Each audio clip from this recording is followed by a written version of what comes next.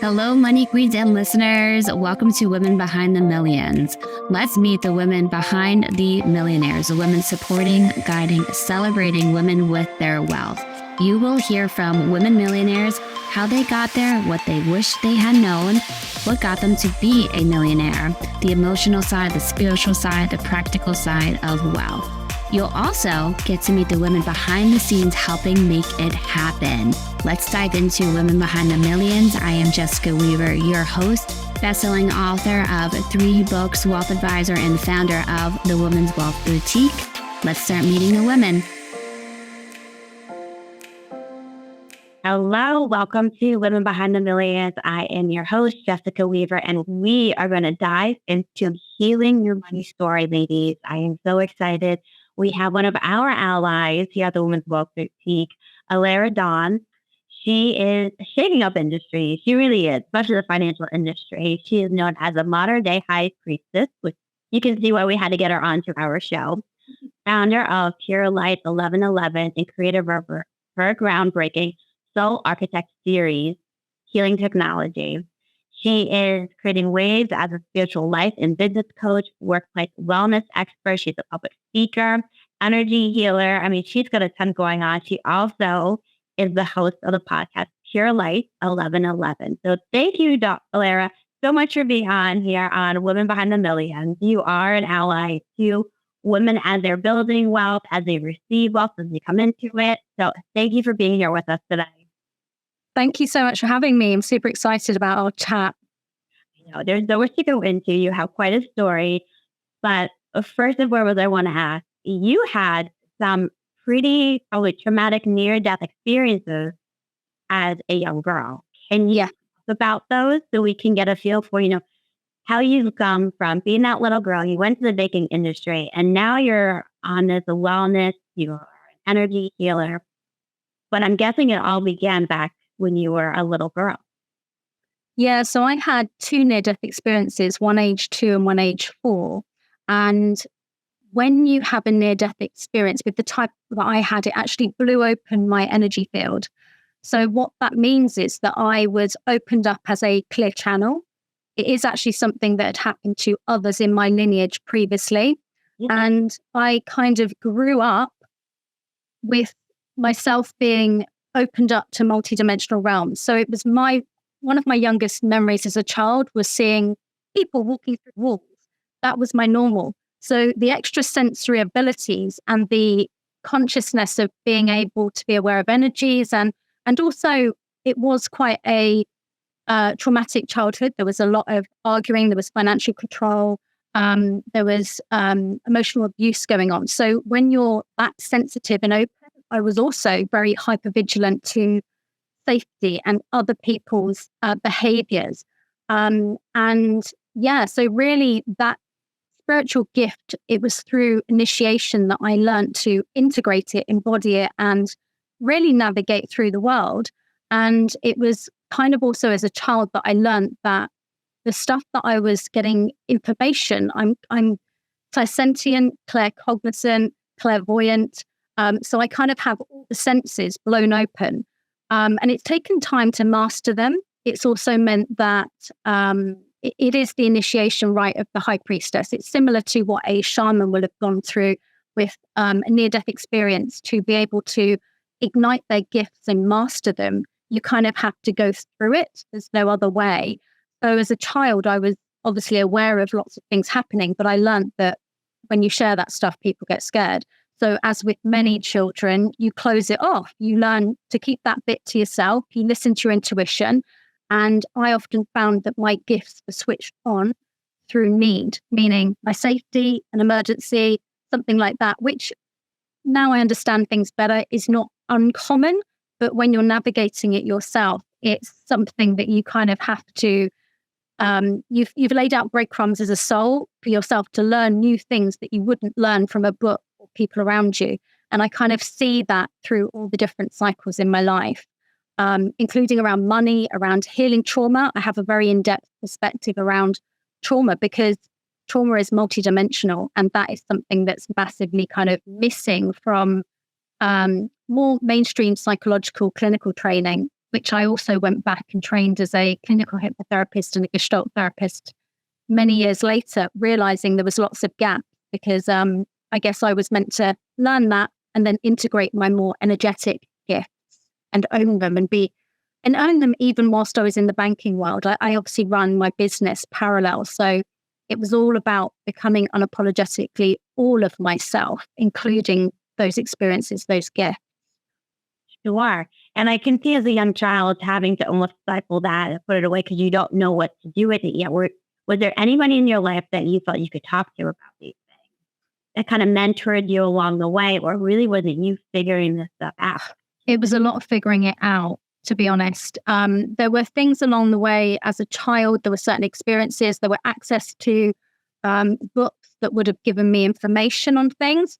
But to be honest, like what I was beginning to learn, especially as I experienced things later on, was really this coming back to trusting my own intuition and not putting my power outside with somebody else. And it kept on coming back to that, not putting your power outside of yourself.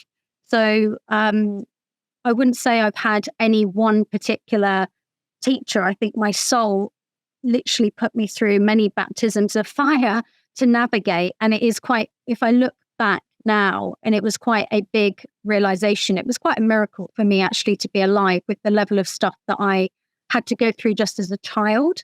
And I left home at 18 for my own safety, cut contact with my family. And that was when I was initiated into becoming financially independent. So there was many different things going on there that were really calling me to step into my power and choosing that I had to choose my own path, basically, meaning that if other people are not going to be ever happy for you or supporting you, or they actually want not good things for you, I can either sit with that or I have to carve out my own route. And that has pretty much been my path. So, it's not been for the faint-hearted.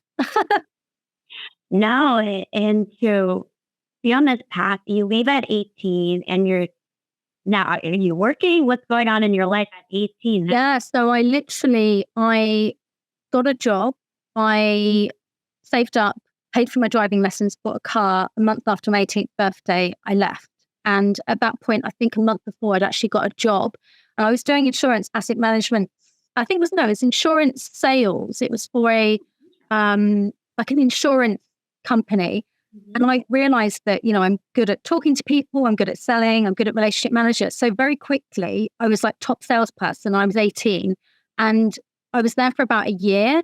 And I started doing some financial advising qualifications because I wanted to better myself. I wanted any opportunity, and they knew that I could learn really quickly. And then within a year of being in that place, I'd kind of outgrown it. And I went for a job at JP Morgan and got the job. And went into a job which was really quite a blessing because it was in their custody department as a client relationship manager, and it was cross asset class. So I literally got trained in absolutely everything to do with how a custody client would be managed. So by 19, I was going to London doing client meetings with insurance asset managers. And it was, just because I guess, I learned quickly. I learned through experience, basically. And then at 21, I changed roles and actually went and worked in New York whilst I was at JP Morgan as well. So these doors opened up. I realized that I learned quickly. I was accountable. And I was quite intuitive with what I was doing, but I was also really young. So I came up against a lot of this kind of, who does she think she is? In a man's world, right? And by women. So I remember on my 21st birthday, there was one of my colleagues who just on the same day, and she made this real bitchy comment that it really triggered her because obviously it was such an awareness, and I'd been promoted twice in 9 months. So I was the youngest by 10 years in my department, and obviously all these buttons are being pressed with people because I've just come in and got on with it. She was like, I can't even understand why they're letting someone as young as you do this job. I mean, you'd get fired for saying something. Oh, wow. That I had a very similar experience when I started out in the financial industry. It's heartbreaking because we're not going to make any waves by doing that. No. And I really did see that ironically, I'd been employed by some men that had interviewed me, but it was harder working with the women because they were the ones that were trying to actually hold me back rather than actually supporting me, because I was still a young woman, regardless of anything else. Like, I'd clearly had, experiences that meant that I was obviously working a lot younger than other people my age. So they didn't really have maybe the emotional intelligence. And I think that is something that's coming up now anyway. We need emotionally intelligent people at businesses and management level. And I definitely experienced what it was like to be on the other side of that. Sure. It's almost like the women, like they had to take on that alpha dog male energy in order to make it. And they forgot all about the connections in the relationship. It was more your competition, right? I'm going to be the successful one. Oh, yeah. I'm definitely, it's like as though there was this scarcity thing. And also, seeing people wear masks and seeing people, act certain ways to like senior management and then behave completely different to other people. I mean, so many games, and I could feel it as well. So I was very attuned to kind of playing the game, but not missing out. I was outspoken. This is, I guess, that element of, I ended up getting when I moved and did the New York role, I had a team of 8 people who were at least 10 years older than me. So I was always assertive and I was always articulate in standing up for myself because I kind of had to in life and learned that. But it also meant I got responsibility because I could lead. So I had some amazing opportunities off the back of it, even though I recognized that I was the contrast. I was the one kind of, whether I was the youngest managing or I was the woman in the man's world or whatever it also was, I guess you come to kind of break these paradigms. Yeah. That's amazing. So how long did you stay in the banking world for? I mean, you sound like an old soul. To be 18, 19, and to be climbing the corporate ladder and to be so focused and determined. It's amazing. How long did you last in the financial banking world? So 20 years. So in 2008, so that's the financial crisis. I'd been with someone for like 7.5 years. I was in this long-term relationship. We were about to get married. I'd actually just moved jobs from UBS to Morgan Stanley 6 months before, and then the crash happened. And then I started getting these huge epiphany awarenesses that I was in the wrong relationship. If I married this person, what was going to happen? And I knew this was my soul kicking in. And it was like a crossroads thing. You need to make a big decision here. And thank God I had worked through my 20s and earned enough money that I could actually afford to leave and support myself on my own. So when I'd made that decision and, kind of had the conversations, we're going to try and work out counseling. He wasn't willing to be vulnerable like that. I'm like, well, I can't stay with somebody if they're not willing to do their inner work, if we've got issues. So I quickly made a big decision and left. And in the financial crash. So it was a very weird situation to be in, quite vulnerable. But it was really the first time that I then went into counseling to get help for myself. And that then was the catalyst for me retraining to help other people and to find, from pain to purpose, really. And I stayed doing that whilst I was in the bank. So my banking job basically paid for me to go back and retrain, set up my business. It was like, I call it my angel investor. And I'll often say this to my clients, like, you're itching to get the side hustle and go full time, but like, give yourself that space and recognize that actually it was very grounding because I could actually do the job with my eyes shut. And it meant that I was not jumping to being, paid by a salary to suddenly having to generate my own income.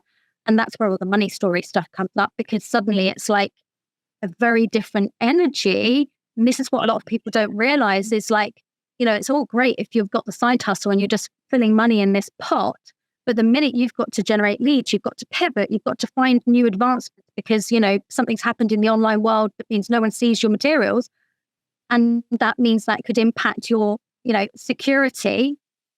Everything changes. So it was a real initiation for me in that lead up to leaving, because it was actually going and doing some homeless shelter work whilst I was in the bank that brought up this huge fear and trigger about, oh my God, I could end up becoming homeless. If I left the bank and I go full time in my job, what would happen? Like, suddenly you have this existential experience of these people that have gone through and lost all these different things.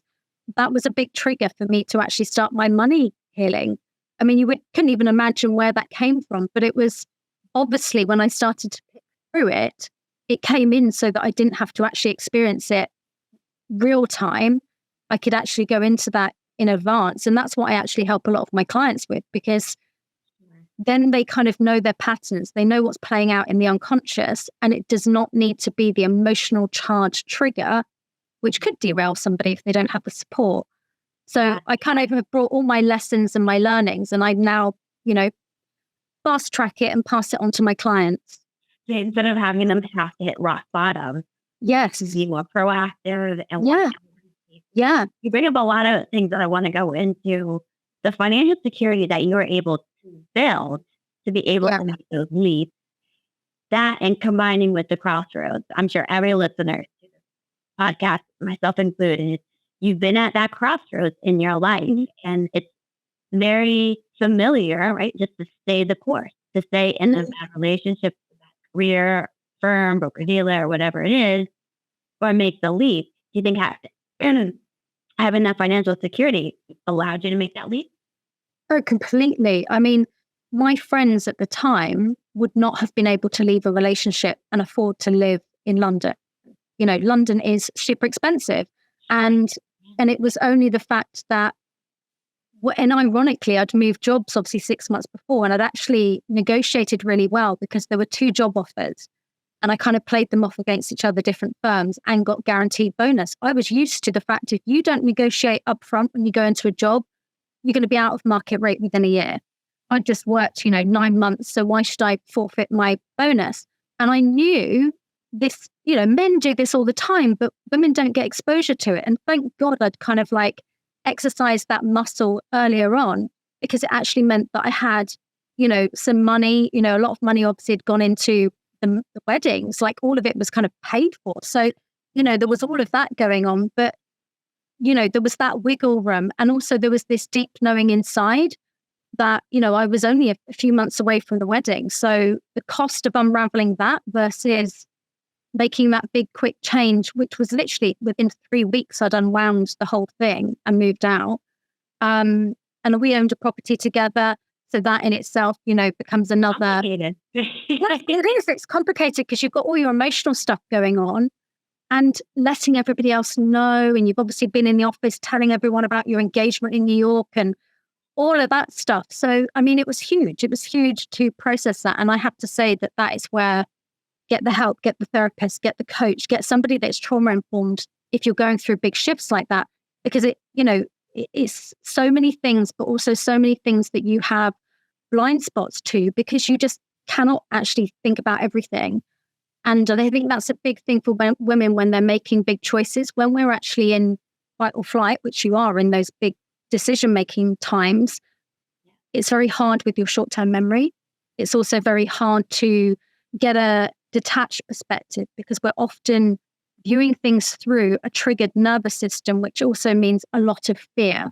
So having somebody, whether it's a financial advisor, whether it's someone like myself, stabilized nervous system that can give an expanded view can literally calm you down and just be like, I can breathe again. I can move forwards. I have multiple opportunities here. It's not the end of the world.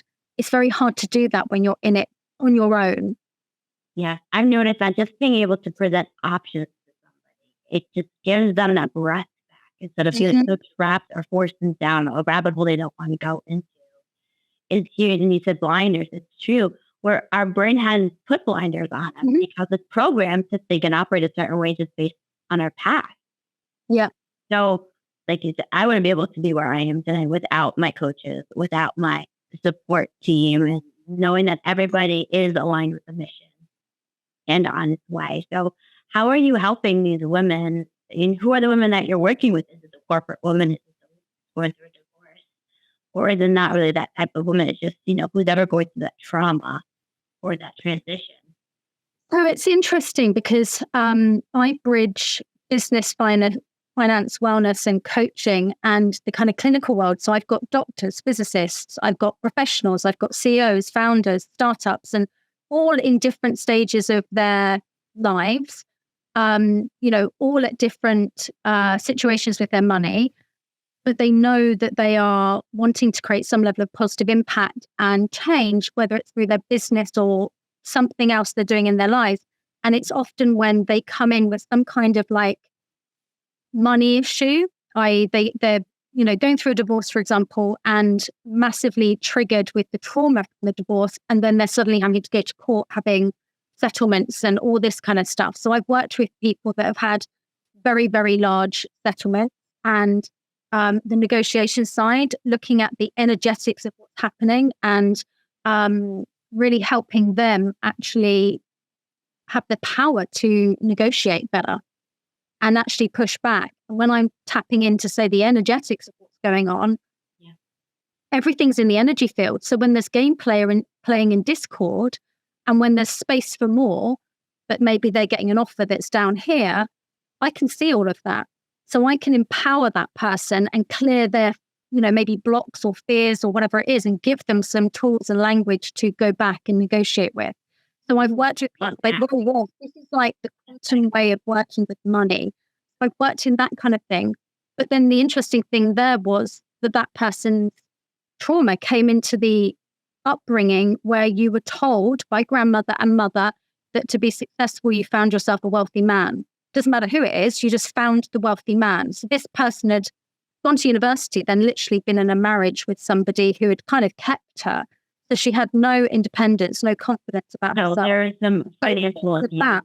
Yes, exactly. So working with that kind of thing with somebody that was in a relationship with ultra high net worth, the family were connected into billionaire families. And then she was kind of being knocked down for the amount of money that they were trying to give her.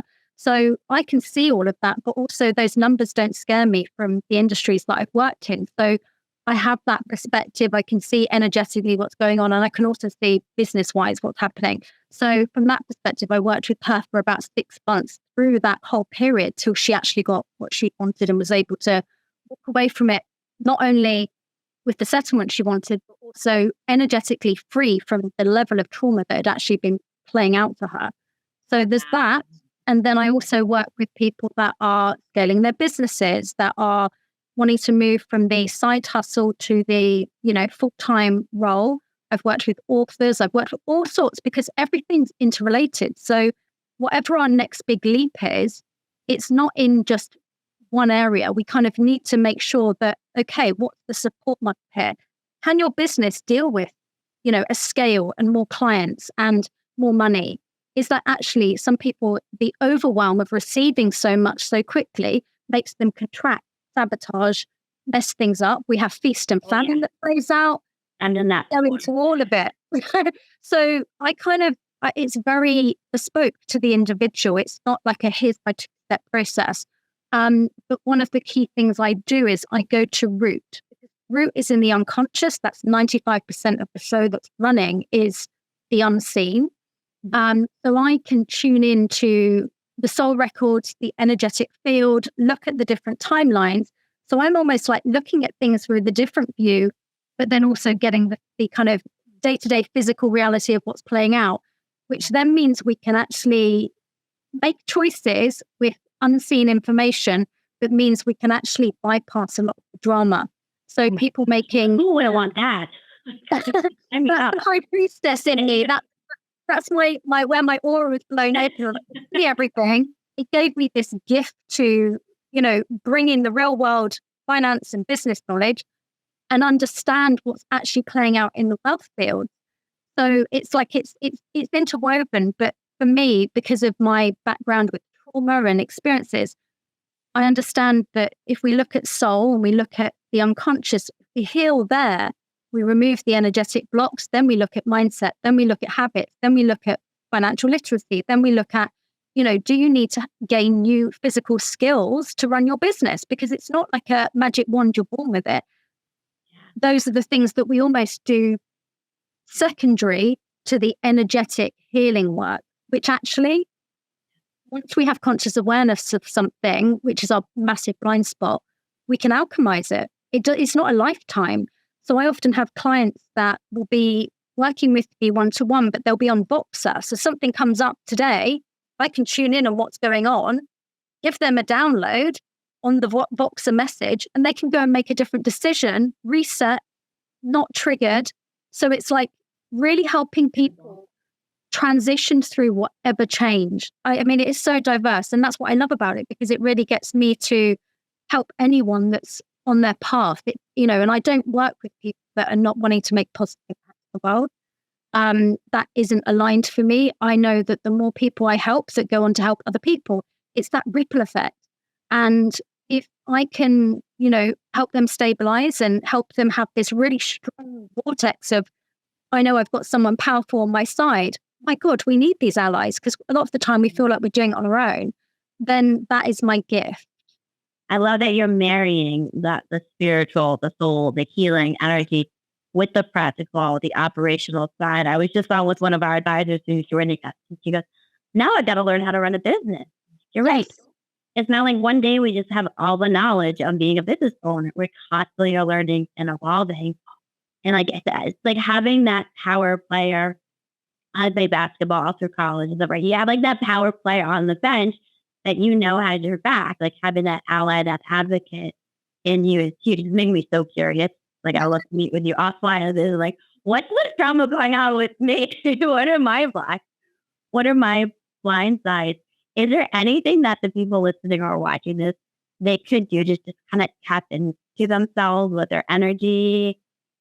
I don't know, that you could share with us, like a little tidbit. Yeah, so I would say that understanding, one of the key things I would say is when we're often in this kind of like, there's two things for women.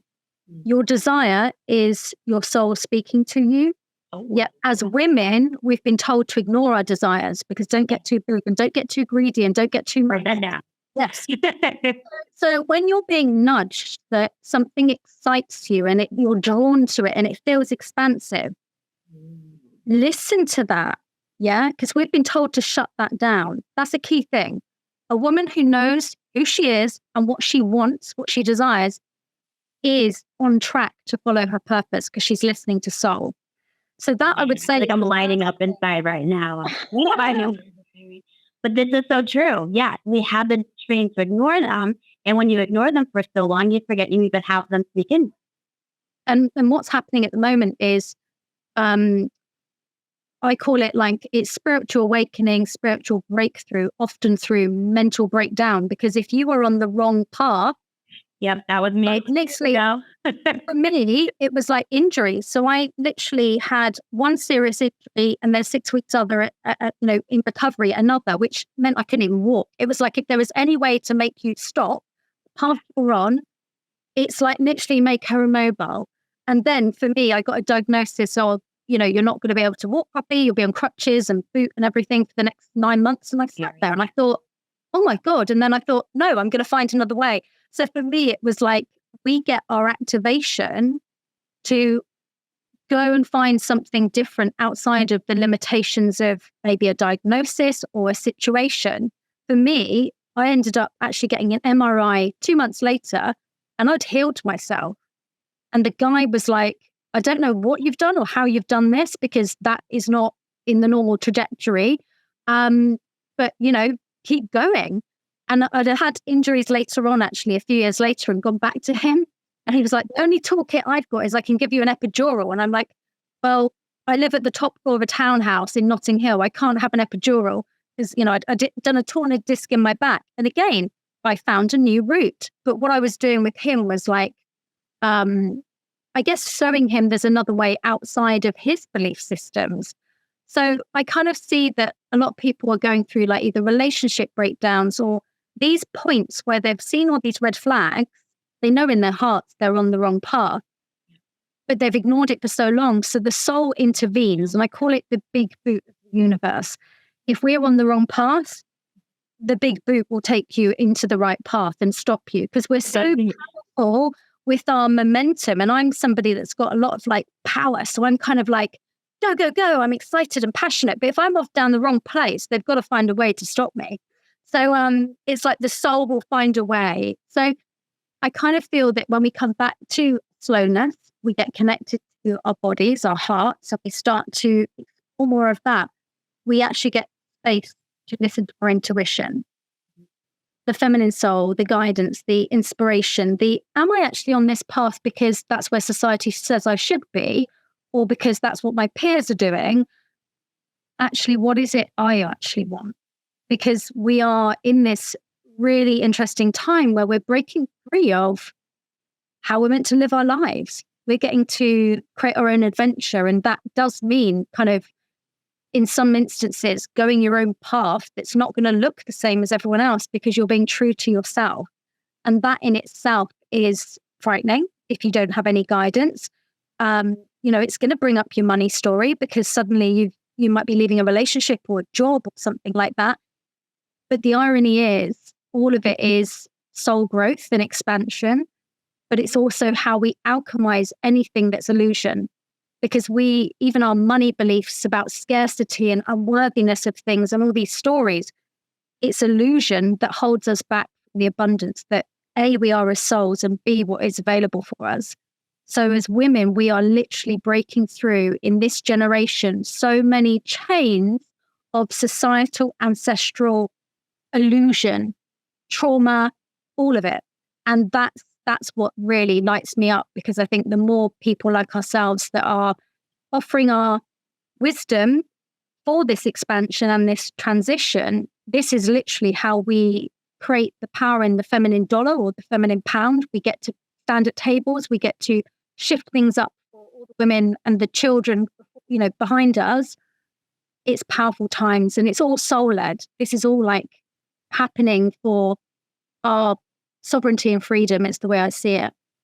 It does seem to be like I view as a pioneer. Women are coming out and being the pioneers for this change. Yeah. And the pioneers, they're not always the ones that I remember, but they're the ones that made that difference, made that movement, started a wave of things. I have one more question for you. Do you think every transition there's trauma, or do the transitions break up or trigger previous trauma in our lives? Triggers can happen because of, we call it blocked energy. It's unresolved things in the unconscious. So your unmet needs as a child might be triggered by your boss. And that will mean that your nervous system gets jacked up and you end up kind of either regressing into that child or, acting out. This is partly why I'm doing workplace wellness stuff, to educate people on this kind of stuff. When we have the transitions, you are going outside of your comfort zone. So you're coming up against almost like your self-made glass ceiling, the upper limits. And anything that we kind of stretch out of that capacity of what we know, our brains, the reptilian brains that we hold, wants safety, it wants pattern, it wants repetition. It doesn't really want change. But change is always happening. We're always constantly growing, and the soul is all about expansion. So it's almost like coming up against this like human biology that we have, but knowing that there's this deep desire within us that knows that A, we're safe, B, we are supported. This is, the support is there in many different ways as well. And that if we step little steps out of our comfort zone, it becomes almost like a muscle we get used to flexing. Mm-hmm. And I find that the more that I'm working with women that, they go through lots of different layers of transformation, because it happens in all areas of your life. When you look at one area, you're like, right, I need to realign something else somewhere else. Mm-hmm. You get more confident in your own intuition, your choices and your decisions. Therefore, the expansion and the transitions get easier. Ooh. So I think it comes down to knowing yourself. That takes time. We've got to be kind to ourselves. I think people kind of are in this almost like, well, how do I do it now? And it's like, well, get me to the end of yesterday. So, but I'd say that if you want to go fast, should we say, I call it the quantum leaps, work with somebody else, because they're going to see your blind spots. They're going to not just hold you accountable, but they're also going to help you when you wobble. And that means that those transitions get to be smoother. If we try and deal with it all in our heads and we get overwhelmed and all the rest of it, we actually energetically create more of the chaos that we don't want rather than flow. So I work with women, in many different ways. And this is literally attuning them to a new way of being so that we do get to take these big leaps and these big moves and feel more confident in ourselves. And it is unpeeling another layer. I mean, I'm going through I call it 40-day rebirth, like an energetic upgrade. A next layer of illusion comes up and I'm like, okay, that means I now need to get into the mainstream because they need to hear my message. And oh my gosh, what comes up about being seen and sharing in this way? But I know that it's here for the highest good. So that's my why. And that propels me forward. Even though I'm going to get the same stuff come up as most people do, I've just found that I don't sit in my emotional basement. I'm able to alchemize it quickly with the toolkit and move forwards. And that's really, it's all of us are getting learned to navigate quite rapid change. Yes. Yes. And this is a very beautiful way to end our time together on Women Behind the Millions. But that intuition, women are starting to relearn how to trust their intuition. I feel we forgot about it. We get these spaces where we just plug into the routine, over and over. So I love that we ended with tapping into that intuition, and then the changes happen easier, more effortlessly, right? They just keep coming and growing. So thank you so much, Allera, for being on here with us. We want to get more of you, but where can people find you outside of this podcast? Yeah, so connect with me on my website, which is www.purelight1111.com. I'm Allera Dawn on LinkedIn. On Instagram, I'm at purelight_Allera. And I've recently set up something called Ask Allera, because I'm getting guided that I need to bring through these different perspectives that free people from feeling stuck. So that will be broadcast on YouTube, LinkedIn, and my Pure Light 1111 Facebook page. And if you have questions, you could send it to askallera@mail.com and I will answer them, because I feel that many people are getting stuck in all these different things, whether it's manifestation and actually I want to give it the high priestess perspective, which actually means you might be getting some amazing tips that can help free you. But also I give away a lot of energetic resources, tools. I have my Soul Wealth program, which I will share the link here, so that if people want to understand more about aligning your purpose and your business and your money to soul, then they can, follow through on that program, which is free, and learn more and also receive some of the energetic clearings that I've talked about. Oh, fantastic. And just say your website one more time. www.purelight1111.com. purelight1111.com. Awesome. Thank you so much for being on here with us, Allera. Thank you all for listening, all of our money queens here at Women Behind the Millions. We will see you on our next episode.